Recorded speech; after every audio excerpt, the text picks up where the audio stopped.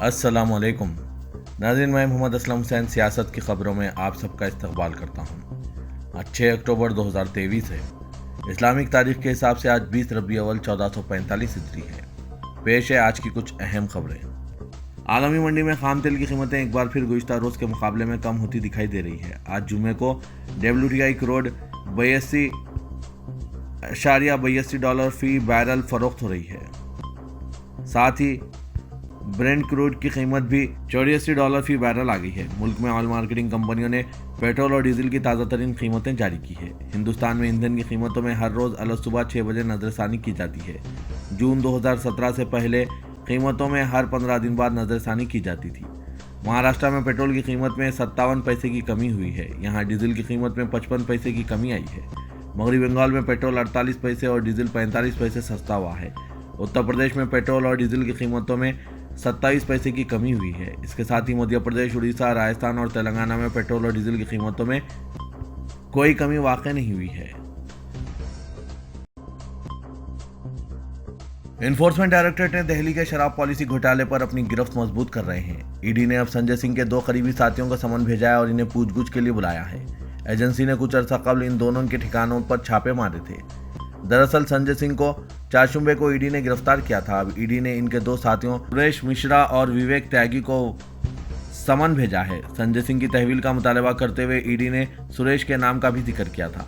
ED ने सुरेश मिश्रा और विवेक त्यागी को संजय सिंह के सामने बिठाकर पूछगछ करना चाहती है। ईडी जराये के मुताबिक सुरेश को संजय सिंह के कहने पर 1 करोड़ रुपए मिले थे। रियासत मिजोरम, तेलंगाना, मध्य प्रदेश, राजस्थान और छत्तीसगढ़ में इंतखाबी सरगर्मियां उरूज पर पहुंच चुकी है। इसी दौरान ये इत्तलात मौसूल हुई है कि इलेक्शन कमीशन अगले चंद रोज में इन 5 रियासतों में इंतखाबात का ऐलान कर सकती है। इसके लिए मरकजी इलेक्शन कमीशन ने तमाम तैयारियों का जायजा ले लिया है और इन 5 रियासतों के इलेक्शन मुशाहिदीन की आला सतही मीटिंग तलब की है। इस मीटिंग के बाद इलेक्शन करवाने का खाका बिल्कुल तय हो जाएगा और इम्कान है कि अगले चंद रोज में या 9 अक्टूबर को इसका बाकायदा ऐलान कर दिया जाएगा। गोरखपुर अस्पताल सानिया में फंसाए गए डॉक्टर कफील खान ने शाहरुख खान को खत लिखकर इनका शुक्रिया अदा किया। उन्होंने जवान फिल्म में अपने ताल्लुक से मौजू उठाने पर शाहरुख खान का शुक्रिया अदा किया। उन्होंने लिखा कि मैंने हाल ही में फिल्म देखी है। इससे कबल कई मदाहों ने मुझे फ़ोन करके बताया था कि फिल्म में अस्पतालों में बदइंतजामी और डॉक्टरों को विलन बना देने का मौजू उठाया गया है। उन्होंने लिखा कि मैंने कुछ रोज़ कबल ही फिल्म देखी है और मुझे महसूस हुआ है कि फिल्म में डॉक्टर इरम खान का किरदार मेरे ज़िंदगी पर ही मबनी है, इसीलिए मैंने ये ख़त लिखा है। डॉक्टर कफील ने इस ख्वाहिश का भी इजहार किया कि अगर शाहरुख खान मौका दें तो वो इनसे ज़ाती तौर पर मुलाकात करके इनका और डायरेक्टर एट्रे कुमार का शुक्रिया अदा करना चाहते हैं, क्योंकि इन मुश्किल हालात में भी आप दोनों साहिबान ने जुर्रतमंदाना मुजाहरा पेश किया है। लक्षद्वीप के एनसीपी लीडर मोहम्मद फैजल की लोकसभा रुकनीत एक बार फिर मनसूख कर दी गई है। गुज़िश्ता रोज़ फैजल को कत्ल के एक मामले में केरला हाईकोर्ट से धक्का लगा है। हाईकोर्ट ने इनकी सज़ा मुअत्तल करने से इनकार कर दिया है, जिसके बाद लोकसभा सेक्रेटरी ने मोहम्मद फैजल की नाअहली का नोटिफिकेशन जारी कर दिया। इस तरह से एनसीपी में शरद पवार ग्रुप के अहम लीडर माने जाने वाले मोहम्मद फैजल ने एक बार फिर अपनी लोकसभा रुकनीत खो दी है। फैजल जज़ायर लक्षद्वीप से रुकने पार्लियामेंट थे। यह पहला मौका है कि एक रुकने पार्लियामेंट को 1 साल में 2 बार नाअहल करार दिया गया है। कांग्रेस और बीजेपी के दरमियान आज सोशल मीडिया पर पोस्टर जंग में शिद्दत पैदा हो गई है। हुक्मरान जमात ने सोशल मीडिया प्लेटफॉर्म एक्स पर एक पोस्टर शेयर किया जिसमें राहुल गांधी को नए जमाने के रावण के तौर पर पेश किया गया, जिस पर अपोजिशन जमात ने सख्त तनकीद की और इस रवैये को नाकाबिल कबूल और खतरनाक करार दिया। कांग्रेस ने गुज़िश्ता रोज सोशल मीडिया प्लेटफॉर्म एक्स पर वज़ीर-ए-आज़म नरेंद्र मोदी की एक तस्वीर शेयर की थी, जिसके नीचे कैप्शन में सबसे बड़ा झूठा तहरीर किया गया था, जबकि एक और तस्वीर में इन्हें जुमला बॉय कहा गया था। इसका सख्त जवाब देते हुए बीजेपी ने ट्विटर पर राहुल गांधी का एक पोस्टर पेश किया जिसमें इनके कई सर दिखाए गए हैं और इसे भारत खतरे में है कहा गया है। कांग्रेस पार्टी का एक प्रोडक्शन का नाम दिया गया है। बीजेपी ने एक्स पर कहा कि नए जमाने का रावण यहाँ है, मुखालिफ धर्म और मुखालिफ राम है, इसका मकसद भारत को तबाह करना है। कांग्रेस जनरल सेक्रेटरी व इंचार्ज बराए मवासलात जयराम रमेश ने इस पर सख्त एतराज़ करते हुए कहा कि इसका मकसद साबिक कांग्रेस सदर के खिलाफ उकसाना और तशद्दुद भड़काना है, जिनके वालिद और दादी को उन ताकतों ने हलाक कर दिया था जो हिंदुस्तान को तकसीम करना चाहते थे। उन्होंने कहा कि बीजेपी के सरकारी हैंडल के जरिए राहुल गांधी को रावण के तौर पर पेश करने वाले जालिमाना ग्राफिक का असल मकसद क्या है। इसका मकसद वाज़ेह तौर पर कांग्रेस के रुकने पार्लियामेंट और पार्टी के साबिक सदर के खिलाफ तशद्दुद भड़काना और उकसाना है। टीवी और बॉलीवुड के कई मशहूर अदाकार अब इन्फोर्समेंट डायरेक्टरेट के राडार पर आ गए हैं, जो महादेव ऑनलाइन सट्टेबाजी केस की तहकीकात कर रहा है। इस मामले में अब ईडी ने मज़ाहिया अदाकार कपिल शर्मा, अदाकारा हुमा कुरैशी और टीवी अदाकारा हिना खान को पूछगछ के लिए समन भेजा है। 4 अक्टूबर को ईडी ने इस मामले में अदाकार रणबीर कपूर को समन भेजा था। रणबीर कपूर को आज 6 अक्टूबर को रायपुर में ईडी के दफ्तर में पूछगछ के लिए बुलाया गया है। बीजेपी के कौमी सदर जेपी नड्डा ने बिहार के वज़ीर-ए-आला नीतीश कुमार और आरजेडी सरबराह लालू प्रसाद यादव और इनके कुंबे पर जमकर हमला किया। जेपी नड्डा ने कहा कि कभी गांधी परिवार की मुखालिफत करने वाले लालू आज इनके साथ खड़े हैं। इख्तिदार के लिए लालू ने समझौता किया। जेपी नड्डा ने इल्जाम लगाते हुए कहा कि अपोजिशन मुंह भराई की सियासत कर रहा है। वहीं नीतीश कुमार पर निशाना साधते हुए नड्डा ने कहा कि बीजेपी अब किसी को कांधे पर नहीं बिठाएगी। बीजेपी के कौमी सदर पटना के बापू ऑडिटोरियम में कैलाशपति मिश्रा की 1000वीं जयंती के मौके पर मुनक्किदा प्रोग्राम से खिताब कर रहे थे। जेपी नड्डा ने कहा कि लालू, राबड़ी, तेजस्वी और मीसा भारती बिहार के एक ही खानदान से है। बाप, बेटा, माँ और बेटी ये सभी इंतहाई बदउनवान हैं। उन्होंने इंडिया इत्तेहाद में शामिल सभी पार्टियों को शुमार कराया और कहा कि ये खानदानी पार्टियां हैं। पहले ये इलाकाई पार्टी बनाते हैं और फिर इसे खानदान की पार्टियां बना लेते हैं। लेकिन हिंदुस्तान की जमहूरियत कभी भी खानदान परस्ती की हिमायत नहीं करेगी, वो नज़रिए की हिमायत करेगी। इसलिए खानदान परस्ती और इलाकाई पार्टियों को ख़त्म करना ज़रूरी है। इलेक्शन कमीशन से शफाफ इंतखाबात को यकीनी बनाया जाएगा और इन तमाम रियासतों में जहां इंतखाबात होते हैं, ओहदेदारों और अमले से मुज़ाकरात जारी है। Chief election commissioner Rajiv Kumar ने 3 रोज़ा दौरे तेलंगाना के अख्तिताम पर मीडिया से बात करते हुए कहा कि तेलंगाना में ओहदेदारों बिलखुसूस पुलिस को हिदायत दी गई है कि वो कमीशन को हफ्तेवारी रिपोर्ट रवाना करें। वोटर्स को राग़िब करने, रुकूमात की तकसीम, शराब व दीगर अशिया की जब्ती के लिए तफसीलात पेश करें और कार्रवाई से वाकिफ करवाएं। राजीव शर्मा ने बताया कि गुज़िश्ता 2 दिन में पुलिस, इंतजामिया और दीगर मुतालिका हुकाम के साथ इलेक्शन कमीशन टीम ने इंतखाबी तैयारियों का जायजा लिया और वोटर लिस्ट में नकायस को दूर करने इक़दाम से आगही हासिल की। उन्होंने बताया कि रियासत में मर्द और ख़वातीन वोटर्स में काफ़ी कम फ़र्क है, लेकिन ख़वातीन में राय दही में हिस्सा लेने शऊर उजागर किया जाना चाहिए। चीफ इलेक्शन कमिश्नर ने बताया कि इंतखाबात धांधलियाँ रोकने की हिदायत दी गई है। उन्होंने बताया कि तमाम मराकिज़ राय दही पर ख़वातीन अमले के तकर्रुर के अलावा सिर्फ ख़वातीन के लिए खातून अमले के साथ मराकिज़ राय दही का भी क़याम अमल में लाया जाएगा। तेलंगाना इंतखाबात के लिए अहम जमातों की मुहिम का अमलन आगाज हो चुका है। हालांकि इलेक्शन कमीशन ने ताहाल इंतखाबी शेड्यूल जारी नहीं किया। गुज़िश्ता 9 सालों से बरसर इक़्तिदार BRS को इस मरतबा कामयाबी का रास्ता आसान नहीं रहेगा और माक़बल वोटिंग कई सर्वे मंजर-ए-आम पर आ चुके हैं, लेकिन BRS की शिकस्त की पेशकयासी की गई है। दिलचस्प बात यह है कि खानगी मीडिया सर्वे के अलावा भी हुकूमत ने इंटेलिजेंस वगैरह से रिपोर्ट ली है, जिसमें ज़राए के मुताबिक BRS की मकबूलियत में कमी की पेशकयासी की गई है। चीफ मिनिस्टर KCR ने बाएतमाद रुफ़क़ा से सर्वे रिपोर्ट की तफसीलात शेयर की है, जिसके मुताबिक BRS और कांग्रेस में महज 2% का फ़र्क बताया गया। इंतखाबी शेड्यूल के ऐलान और उम्मीदवारों के अवाम के दरमियान पहुँचने के बाद हकीकी मंजर सामने आएगा। इसी दौरान लोकपोल इदारे ने तेलंगाना के 119 असेंबली हलकों में माक़बल इलेक्शन सर्वे रिपोर्ट जारी की।